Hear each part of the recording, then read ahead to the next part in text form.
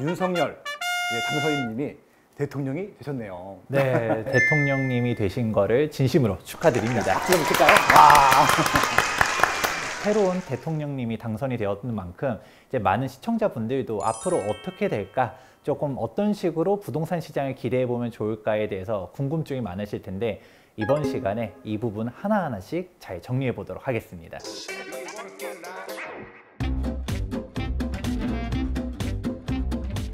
이슈를 알면 집이 보인다. 울트라 빠숑 부동산 핫이슈. 핫이슈. 네, 안녕하세요. 네, 안녕하세요. 투미부동산 김재경 소장님 모셨습니다. 부동산 주치 김재경 소장입니다. 윤석열 당선인께서 후보자 시절에 내놨던 공약들이 있어요. 그거 잠깐만 한번 체크해 보고 나갈까요? 제가 제일 기억에 남는 게 일단 250만 원 공약이었었는데, 이재명 후보와 달랐던 것은 이재명 후보 같은 경우는 이제 공공주도가 한 140만 원이고 나머지는 얘기는 안 썼었어요. 근데 윤석열 후보님은 당당하게 200만 원은 민간주도로 하겠다, 50만 원을 공공으로 주도하겠다, 이렇게 말씀하셨거든요. 저도 이 부분이 정말 포인트라고 생각하는 게, 사실 재개발 재건축 같은 경우에서도 사실 호응도 차이라고 해야 될까요? 이사부동산 대책은 솔직히 주민 호응도가 낮았었죠. 호응이 없다고 해도 과언이 아니겠죠?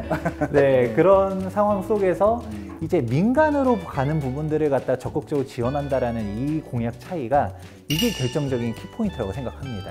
그리고 두 번째 기억이 남는 게, 그 재건축에서 안전진단, 특히 정밀 안전진단 같은 경우는 30년 차가 넘어가게 되면 아예 안 하겠다, 면제하겠다, 이런 공약이 있었거든요. 뭐 그렇다고 해서 실질적으로 아예 안전진단 절차를 없애지는 않을 것 같긴 한데, 법을 바꿔야 되니까. 그렇죠. 그렇다 보니까 실질적으로 안전진단 가중치를 좀 변경한다든가, 이게 좀 현실적인 아니지 않을까 생각하고 있습니다. 그리고 또 기억에 남는 게 뭐냐면은, 초과이익 환수금에 대해서는 분명히 이거는 감면하겠다, 면제하겠다, 이런 얘기를 해주셨단 말이에요.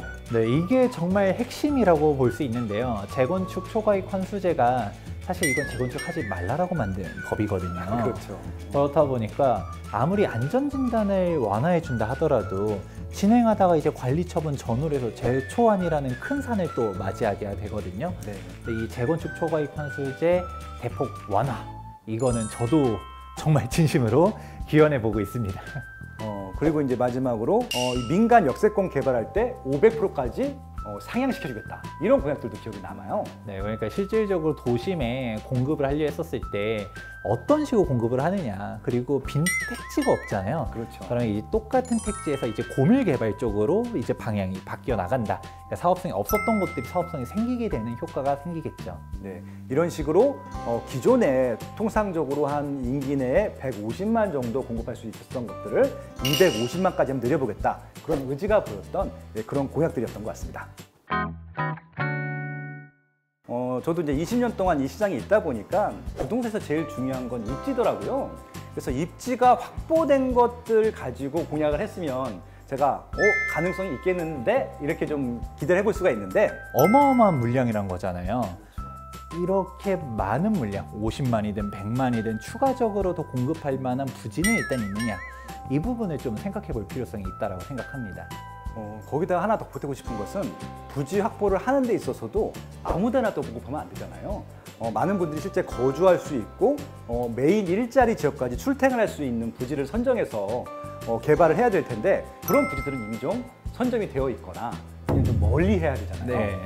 1기 신도시는 결과론적으로 성공을 했는데 2기 신도시가 좀 실패했던 이유 중에 하나가 너무 멀리 있어서, 그래서 이번에 3기 신도시를 좀 1기 신도시 주변, 서울 주변에 배치를 하긴 했는데, 아직까지도 사전 청약을 하는 단계이고 본 청약은 또 언제 할지 모르는 단계이고 부지 확보가 안 됐기 때문에, 그래서 이런 것들도 조금 이제 우려를 가지고 좀 지켜보고 있긴 해요. 네, 여기서도 조금 맹점 중 하나가, 3기 신도시도 초반에 발표한 택지지구들 같은 경우는 교통이라든지 서울과의 거리라든지 이런 부분들이 괜찮은데, 후반부에 발표한 택지지구 같은 경우는 또 서울과의 거리가 또 멀어요. 맞습니다. 이 부분을 고려해 보면 사실 서울 주변 수도권으로 봤었을 때 이제 개발할 만한 데들은 다 개발했다라고 봐도 되는 거거든요. 지금 말씀하신 대로 3기 신도시는 이제 왕숙이라든지 하남 교산이라든지 그다음에 과천, 부천 대장, 인천 계양, 그다음에 고양 창릉 요 6개 신도시 말고는 다 너무 떨어져 있는 위치라서 실질적으로 서울로 출퇴근하시는 분들이 좀 효용성은 떨어질 것 같고 그래서 오히려 아마 재건축이라든지 재개발, 서울 도심이라든지 아니면 경기도에서도 조금 서울에 붙어 있는 쪽에 재건축 재개발을 기대하는 부분들이 많아서 실질적으로 이제 3기 신도시를 분양한다 하더라도 그보다는 재건축 재개발을 좀 활성화해 주길 기대했던 것 같아요. 그러면 우리가 이제 다음 주제로 넘어가서 시청자분들이 원하는 공급은 사실 서울 수도권의 중심지잖아요. 그렇죠. 그러면 이제 재개발, 재건축을 자연스럽게 풀어줘야지 실질적인 공급이 된다라고 볼 수 있는데 지금 때마침 당선인 분께서도 재개발, 재건축 공약을 걸었습니다. 워낙 문재인 정부 당시에 재개발은 물론이고 재건축에 대해서는 거의 철저하게 신규 공급하는 것들을 뭐 의도하진 않았다라고 하는데 자연스럽게 좀 억지를 할 수밖에 없었거든요. 뭐 대표적인 게 초과이익 환수금이라든지 아니면은 이제 단계 넘어갈 때 안전진단 강화라든지 그 외 단계에서도 계속 소위 말하는 딴지 아닌 딴지들이만 나와서 진도를 못 나가는 경우도 많았기 때문에 아마 그런 부분들에 대해서는 안전진단 완화에 대해서도 공약을 해주셨었고 초과이익 환수 등 이런 좀 각종 규제에 대해서도 좀 완화를 약속하셨기 때문에 그런 부분들을 좀 많이 기대하고 있습니다. 네, 대표적으로 안전진단을 먼저 들어볼 수 있을 것 같아요. 네네. 뭐 이전 정권 때 이제 재건축을 추진하고 싶어도 재건축으로 못 가고 그리고 맨날 리모델링파랑 재건축파랑 싸웠지만 리모델링이 득세를 할 수밖에 없었던 건 재건축을 하고 싶어도 일단 출발이 안 됐었던 거잖아요. 그렇죠. 일단은 대표적인 게 안전진단에 대한 문제가 있는데요. 우선은 이 안전진단에 대해서 간단하게 설명드리자면 1차 안전진단 같은 경우는 대부분 통과를 했어요. 근데 2차 안전진단만 하면 다 떨어졌거든요.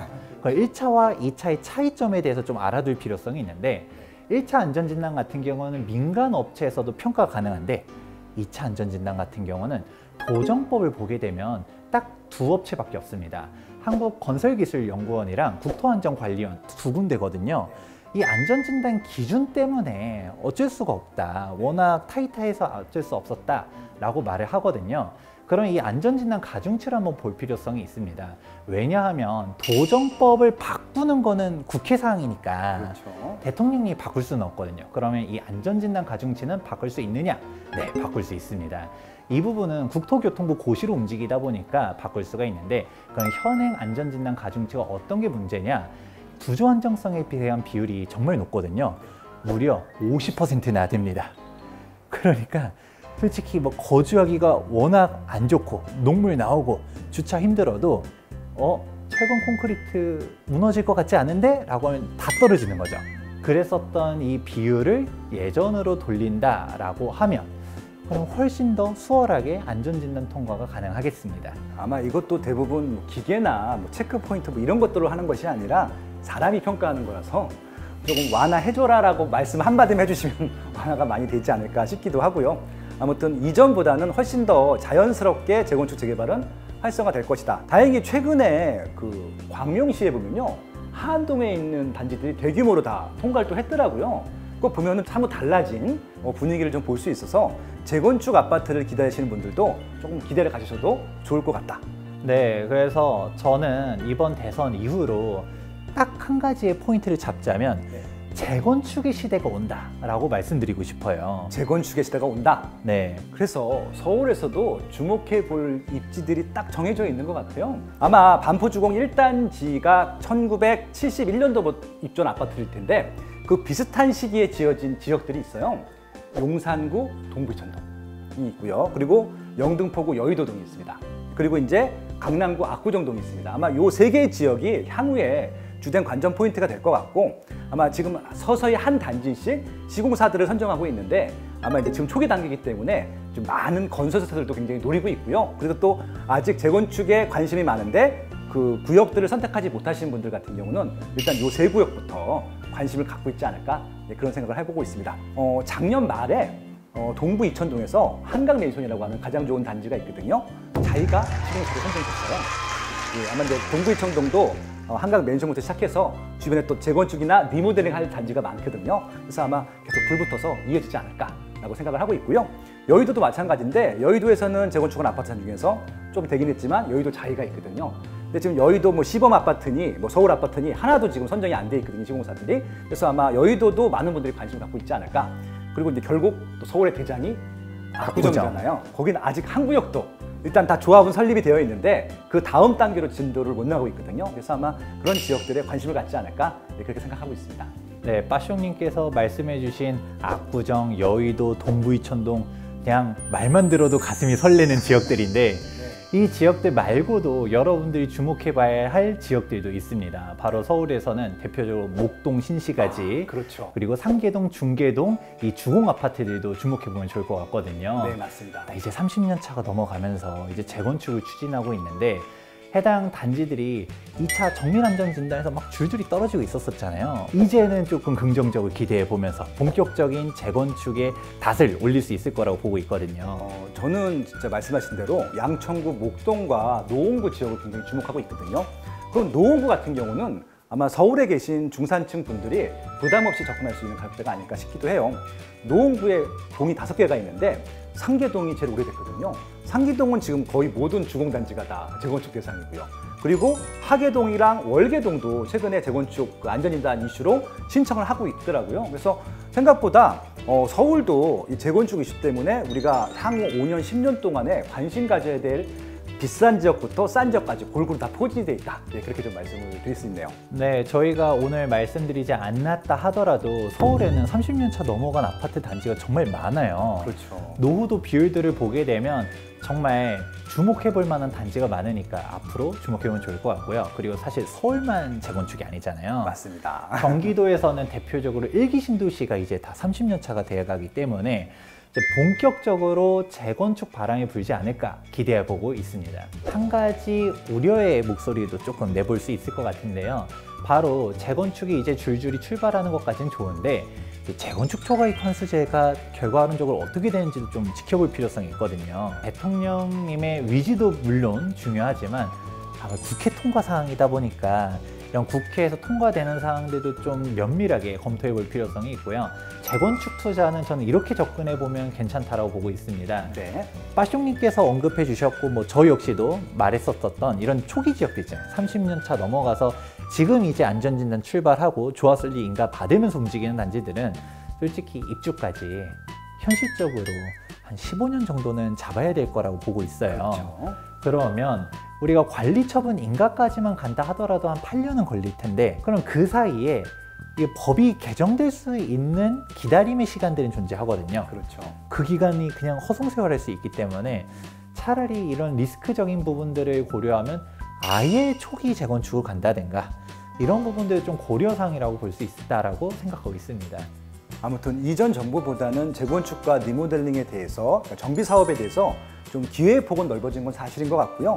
새로운 정부 출범과 함께 아무튼 재건축이라든 재개발이든 많은 분들한테 기회가 좀 많이 갔으면 좋겠고, 그리고 이제 이런 구역이라든지 단지의 조합분들한테도 좀 부담이 덜 가고 다 윈윈할 수 있는 그런 정책들이 나오면 참 좋겠다라는 생각을 해보고 있습니다. 마지막으로 우리 대통령님께 희망하시는 사항들 말씀해 주시면 좋겠어요. 네, 아무래도 지금 이제 부동산에 대한 올바른 정책 당연히 이제 중요하다고 생각하고 있는데요. 청년들에게 희망을 줄 수 있는 공약들, 부동산 정책들도 있었으면 좋겠다 생각을 하고 있습니다. 이제 청년층에 대한 공약들, 그것도 소형 평수가 아니라 약간 중형 이상의 평수로 잘 만들어주면 좋지 않을까에 대한 사항도 한번 희망상 잠깐 어필 좀 해보았습니다. 저는 기본적으로 이사를 좀 갈 수 있게 해주시면 좋겠다는 생각을 해보고 있습니다. 전체 세대 수가 한 100%라고 했을 때 1주택자 분들이 50%가 넘거든요. 이분들이 현재 이사를 잘 못 가고 있어요. 그래서 아마 1월 달부터 3월 달까지 거래량이 급감한 거 아시죠? 그분들이 이사를 가고 싶은데 못 간 거잖아요. 그 분들이 이사를 잘 갈 수 있도록 이런 거래에 있어서는 조금 규제가 좀 완화됐으면 좋겠다라는 생각이고요. 대출 좀 해주시면 좋겠고, 예, 세금도 좀 줄여줬으면 좋겠고, 이런 기대들이 있네요. 적어도 무주택자들이나 1주택자들에게는 거래가 좀 자유롭게 좀 활성화될 수 있는 정책들이 나오면 좋겠다라는 말씀을 드리면서 오늘 방송 마무리하면 좋을 것 같습니다. 이슈를 알면 집이 보인다. 울트라 파숑 부동산 핫이슈. 핫이슈. Chai TV